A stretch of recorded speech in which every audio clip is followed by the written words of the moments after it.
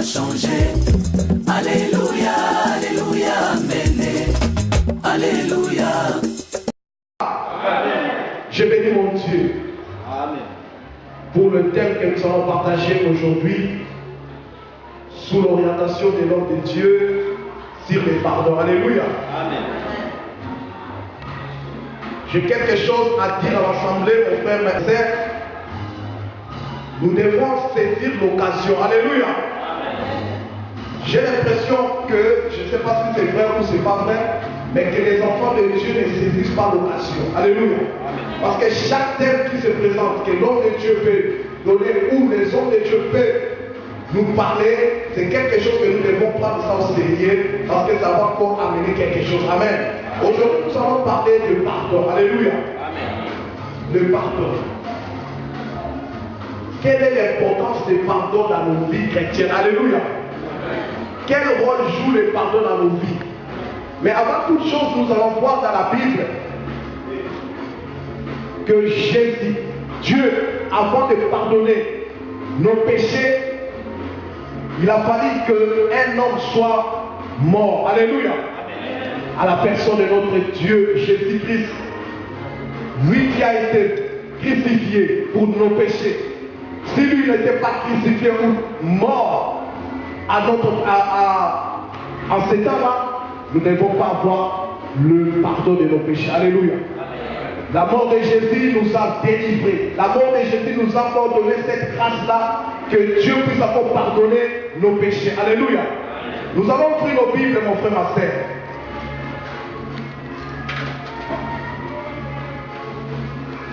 Hébreux 9, verset 22, si Papa Ferdinand ou Papa dit peut nous aider.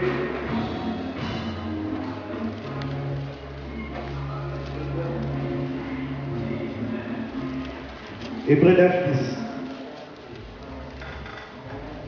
10. Hébreux 9, 10, je lis au nom de Jésus. Amen. C'est lui qui rend ce culte et qui, avec les aliments, les boissons. Donc, Hébreux 9, verset 22. 22. Et presque tout, d'après la loi, est purifié avec du sang. Et sans effusion de sang, il n'y a pas rémission, il n'y a pas de pardon. Alléluia. Amen. On dit sans effusion du sang, il n'y a pas de pardon. Alléluia. Amen. Donc il fallait que Jésus soit crucifié. Donc là, nous voyons que le sacrifice, le pardon, il y a aussi, le pardon est accompagné aussi avec les sacrifices. Alléluia. Amen. Il fallait que Jésus soit crucifié, mort sur la croix, et il y a eu l'infusion du sang, et nous avons eu le pardon. Le pardon, c'est une chose qui est capitale, mon frère, ma soeur. Nous devons même dans nos vies chrétiennes, nos vies quotidiennes, nos enfants de Dieu, nous qui sommes les enfants de Dieu, nous devons avoir le sens là de pardonner. Alléluia. Nous voyons que toute la vie de notre Seigneur Jésus-Christ, il marchait toujours avec le pardon. Il était là pour pardonner. Même si tu as fait mal, même si quelqu'un qui a commis des péchés, mais il était là, il demandait toujours le pardon. Donc le pardon, c'est une puissance qui libère. Alléluia. Le pardon, c'est une puissance qui libère. Je crois là, avant, dans mon introduction, j'ai dit sur le sacrifice, parce qu'il fallait que Jésus soit crucifié, mort. Il y a eu l'infusion de sang pour que le pardon soit là. Mais nous allons aussi parler maintenant. Le deuxième pardon que moi j'ai fait, Dieu aussi m'a révélé. Maintenant, c'est nous, les enfants de Dieu. Alléluia. Amen. Les enfants de Dieu, mon frère, ma sœur. Le pardon a aussi une très très grande importance pour nos vies. Comme dit toujours notre pasteur, parmi nous il y a des gens qui ont construit une prison dans leur cœur. Ils n'arrivent pas à pardonner. C'est quelque chose qui est grave pour les enfants de Dieu. Nous allons lire la parole de Dieu. Qu'est-ce que la Bible nous dit sur ces points-là qu'on dit le pardon? Nous allons lire Éphésiens et nous allons développer petit à petit, voir vraiment si nous aussi, nos enfants de Dieu, nous devons aussi pardonner aussi à nos amis, à nos frères et sœurs, à nos maris, à nos parents. Alléluia. Amen. Lisons Éphésiens 4, verset 32. Éphésiens 4, verset 32, nous abordons toujours sur le même sujet, les pardons. Éphésiens 4, verset 32, je lis au nom de Jésus. Amen. Soyez bons les uns envers les autres, compatissants, vous pardonnant réciproquement, comme Dieu vous a pardonné en Christ. Alléluia. La Bible nous demande, soyez bons les uns envers les autres, compatissants, vous pardonnant réciproquement. Alléluia. Est-ce que, comme nous sommes là, nous avons cette habitude? Parce que c'est la Bible qui dit, c'est pas mon frère Ali qui dit à ce moment, mais c'est la Bible qui dit. La Bible, c'est la parole de Dieu. Est-ce que nous avons cette l'habitude-là de pardonner réciproquement? Alléluia. Et la Bible ajoute encore, comme Dieu vous a pardonné en Christ. C'est pour cela, avant toute chose, je vous ai dit que le sacrifice dont Jésus a accepté de mourir sur la croix pour que nous ayons le pardon. Et la Bible nous précise que Dieu vous a pardonné comme Dieu vous a pardonné en Christ. Donc si nous avons reçu le pardon, parce que Jésus a été crucifié, Jésus a été décédé, mort pour nos péchés. Alléluia. Sinon, il n'y avait pas de pardon. Mais on nous recommande, nous les enfants de Dieu. Mais qu'est-ce qui se passe maintenant dans nos vies? Je sais parmi nous, peut-être c'est moi, ou peut-être quelqu'un d'entre nous qui sommes là, il n'arrive pas à pardonner même son mari. Alléluia. Mais le dimanche, le mardi, le jeudi, nous sommes là, dans la maison de Dieu, on fait semblant. C'est pour cela qu'on nous a dit des tombeaux blanchis. Nous sommes des hypocrites. Excusez-moi les termes. Devant notre Dieu, nous sommes dans cette salle, dans l'assemblée de Dieu, on fait comme si nous sommes des enfants de Dieu. Mais on n'arrive pas à pardonner. Alléluia. Même dans nos vies quotidiennes, avec nos amis, au travail, le pardon n'existe pas. Où il y a une catégorie de gens qui disent, bon, moi je vais pardonner telle personne, mais telle personne, je ne vais pas le pardonner. Même dans l'église, comme nous sommes là. Mais la Bible nous recommande, mon frère, de pardonner. D'avoir cet amour-là. Parce que le pardon libère, mon frère, ma sœur.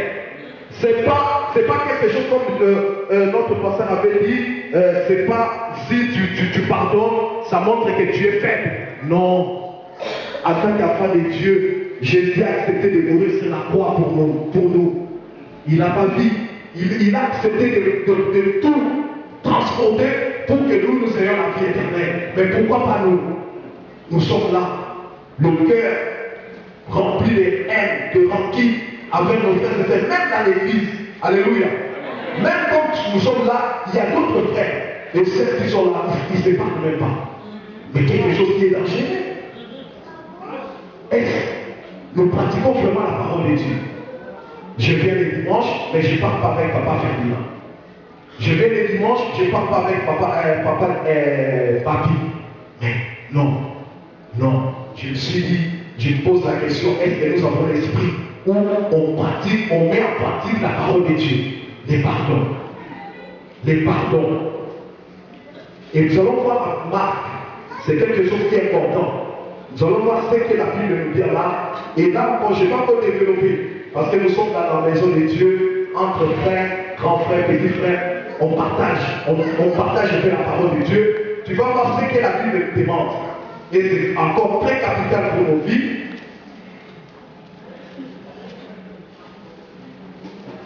Marc 11, verset 27.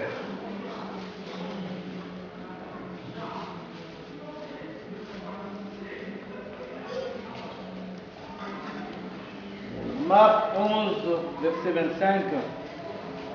Et lorsque vous êtes debout, faisant votre prière, si vous avez quelque chose contre quelqu'un, pardonnez, afin que votre Père qui est dans les cieux vous pardonne aussi vos offenses. Alléluia. Amen. Est-ce que quelqu'un a compris? Amen. Alléluia. Amen. Non, je crois que quelqu'un n'a pas compris. Amen. Je vais encore lire la Bible dans le nom puissant de Jésus. Lorsque vous êtes debout, faisant vos prières. Alléluia. Amen. Faisant votre prière. Lorsque vous êtes debout, quelle que soit la maison, dans l'église, lorsque vous êtes debout, faisant votre prière. Si vous avez quelque chose contre quelqu'un, pardonnez. afin que votre Père qui est dans les cieux vous pardonne aussi vos offenses. Alléluia. Amen. Mais il y a d'autres qui sont là. Parmi nous, il vient, il pardonne pas et il fait la prière. Mais la Bible dit, lorsque nous sommes debout pour faire votre prière, il faut d'abord pardonner. Donc avant de faire la prière, nous devons pardonner. Amen. Mon frère, saisissons cette occasion, ma sœur. Ne marchons pas dans l'hypocrisie. La Bible est claire. Si on ne pardonne pas, notre Dieu aussi, il ne va pas nous pardonner. Alléluia. Ce n'est pas moi qui dis, mais c'est Dieu qui dit. Donc c'est clair. Ouvrons nos cœurs. L'amour sincère, le pardon, c'est ce qui nous manque. Le pardon vient dans le cœur. C'est là où il y a tout. Nous devons avoir cette sincérité-là. Le pardon doit être sincère, mon frère, ma sœur. Parce que c'est la Bible qui nous dit. Le pardon doit être sincère. Ce n'est pas quelque chose qui est extérieur, mais intérieur. Que quand tu pardonnes, ce n'est pas quelque chose qui dit que non, si moi je pardonne, je suis faible. Non, alléluia. Par contre, moi je peux avoir un problème avec papa Ferdinand, mais j'ai raison. Mais regarde ce que la Bible nous dit. Moi j'ai raison, mon papa adore, mais comme moi j'ai raison, je viens devant mon frère, je dis, papa Ferdinand, pardonne-moi. Parce que même lui, il serait étonné. Il dit, ah, mais c'est moi qui adore. Mais comment maintenant il vient, il me dit que moi j'adore. C'est juste pour chercher la paix. Amen. C'est ça. C'est pour cela que je dis que le pardon libère. Le pardon sincère. Nous devons avoir ce pardon dans nos vies chrétiennes, dans nos vies, dans nos travail, dans nos maisons, dans la vie de couple, avec nos enfants. Le pardon doit être réciproque. Alléluia. Et la Bible continue. Nous continuons. En fait, que votre Père qui est dans les cieux vous pardonne aussi vos offenses. Mais si vous ne pardonnez pas votre Père, si vous ne pardonnez pas, votre Père qui est dans les cieux ne vous pardonnera pas non plus vos offenses. Alléluia. Amen. Donc c'est quelque chose qui est capital en fait dans la vie chrétienne, le pardon. Peut-être que tu vas dire non, c'est difficile, mais nous devons avoir cette envie-là, cette liberté-là de demander pardon. Si tu as l'esprit de Dieu, mon frère, tu auras la facilité de demander pardon. Moi je ne le dis, ce n'est pas par tes propres forces, mais avec l'esprit qui te conduit, l'esprit qui te pousse à demander pardon. C'est quelque chose qui est vraiment capital. Nous devons avoir cette sensibilité-là, les enfants de Dieu. Je suis devant vous, je vous amène les vies éternelles. Les pardons doivent se manifester parmi nous. Nous devons avoir cette envie-là de pardonner, parce que si on ne pardonne pas, notre Père ne va pas nous pardonner. Alléluia. Amen. Il nous a donné cette occasion. Si nous pardonnons, lui aussi va pardonner. Donc, en quelque sorte, nous sommes aussi des petits dieux. Alléluia. Parce qu'il nous a encore donné le pouvoir là. Donc, moi, j'ai la capacité de pardonner et mon Dieu aussi me pardonne. Mais c'est le pouvoir qu'il nous a donné. Mais pourquoi nous n'exerçons pas ce pouvoir-là? De dire à ton ami, pardonne-moi. De dire à ta femme de pardonner. C'est quelque chose qui est capital. Alléluia. C'est vraiment quelque chose qui est capital. Nous allons encore lire. Nous allons voir deux choses maintenant sur le pardon. Nous allons prendre l'exemple de Jésus. Sur la croix, qu'est-ce qu'il a dit? Lui qui a tant souffert, mais il n'a pas regardé la souffrance. Normalement, lui, il est Dieu. Il pouvait aussi faire quelque chose là, une démonstration, mais il a demandé à son Dieu. Il a dit, Père, pardonne-les, car ils ne savent pas ce qu'ils sont en train de faire. Alléluia. Nous allons lire ces versets, c'est à Luc 23, verset 34. Rapidement.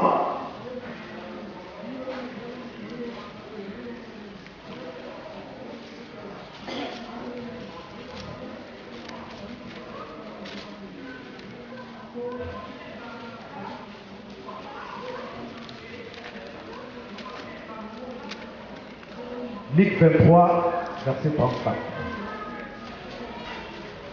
Nous lisons au nom de Jésus. Amen. Jésus dit, Père, pardonne-leur car ils ne savent pas ce qu'ils font. Il se partageait avec mon master. Père, pardonne-leur car ils ne savent pas ce qu'ils font. Alléluia. Amen. Qui peut aujourd'hui parler comme Jésus? Alléluia. Il nous a demandé, soyez mes imitateurs. Nous devons imiter la vie de Jésus. Alléluia. Lui sur la croix, Aujourd'hui, quelqu'un qui te fait souffrir, il fait parler de toi partout. Mais tu viens devant cet homme ou dans ta maison, tu dis, Père, pardonne-les. Qui peut le faire si tu n'as pas l'Esprit de Dieu? Même si tu es fautif, même si tu n'es pas fautif, mais pour chercher la paix, tu dois pardonner. Alléluia. C'est quelque chose qui est capital. Nous allons encore voir quelqu'un. Peut-être vous allez dire, bon, lui, il était Jésus, il était le Seigneur, il était le Dieu Tout-Puissant, il a pardonné. Mais nous allons voir Actes, verset 8, vers Actes 7, verset 60, nous allons voir quelqu'un qui a aussi la même idée que Jésus, il a demandé pardon. Alléluia. Disons rapidement, Actes 7, verset 60. Tu peux même commencer avant, à partir du verset 54. Nous lisons au nom de Jésus. Amen. En entendant ces paroles, ils étaient furieux dans leur cœur et ils grinçaient des dents contre lui. Mais Étienne, rempli du Saint-Esprit, et fixant les regards vers le ciel, vit la gloire de Dieu et Jésus debout à la droite de Dieu. Et il dit, voici, je vois les cieux ouverts et le Fils de l'homme debout à la droite de Dieu.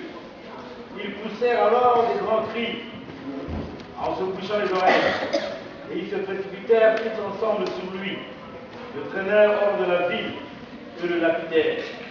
Les témoins déposèrent leurs vêtements aux pieds d'un jeune homme nommé Saul, et ils lapidaient Étienne qui priait en disant, Seigneur Jésus, reçois mon esprit.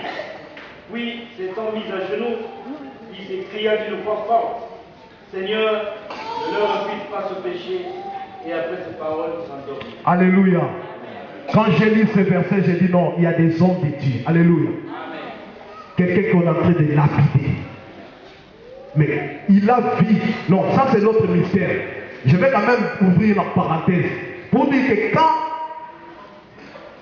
tu maltraites les hommes de Dieu, alléluia, il faut faire attention. Là, je vais un peu sortir de sujet. Regarde, quand on tuait Étienne, qu'est-ce qui s'est passé? La Bible dit, notre Seigneur est assis à la droite des pères en train d'intercéder. Alléluia. Mais là, qu'est-ce qu'ils ont dit? Il était debout. Alléluia. Donc il était furieux de voir comment il maltraitait l'homme de Dieu. Alléluia. C'est quelque chose qui est dangereux. Il était debout, il voyait là, il sentait même qu'il fallait agir. Mais quand Étienne a vu cela, il a dit quoi? Il a demandé pardon. Alléluia. Il dit à ce moment, il cria d'une voix forte, Seigneur, ne leur impute pas ses péchés. Alléluia. Le pardon est capital. Le pardon est capital. Lui, il était le même homme que nous. Il a demandé pardon. Malgré la souffrance. Mais lui, il voyait là le mystère de Dieu. Mais les gens le lapidaient. Mais dans tout cela, la conclusion était qu'il a demandé pardon. Mon frère, ma soeur, nous sommes des enfants de Dieu. Nous devons ouvrir nos cœurs.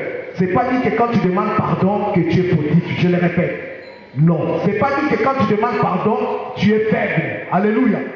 Ce n'est pas dit que quand tu demandes pardon, tu as la peur de quelqu'un. Ce n'est pas dit que quand tu demandes pardon, tu es inférieur de cet ami-là. Non. Alléluia. Ce n'est pas dit que quand tu demandes pardon, tu n'existes pas dans ce monde. Mais le pardon, c'est une puissance qui libère.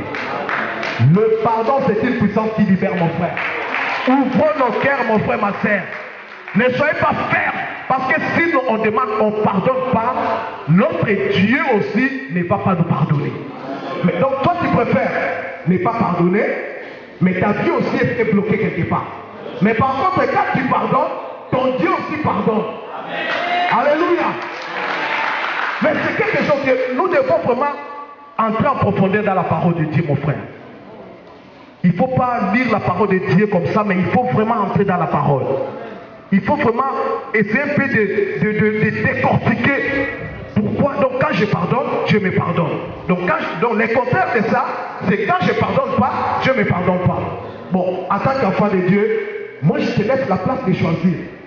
Tu pardonnes, je te pardonne. Tu ne pardonnes pas, je ne te pardonne pas. Que Dieu vous bénisse.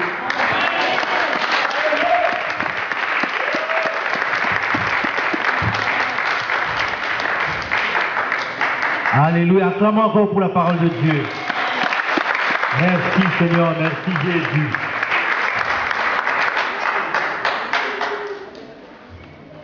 Nous allons nous lever tous pour digérer ce message avant d'écouter notre invité. Nous allons digérer ce message par la louange. Mon frère, ma soeur, nous allons danser pour Dieu. Nous n'avons pas un autre lieu où danser.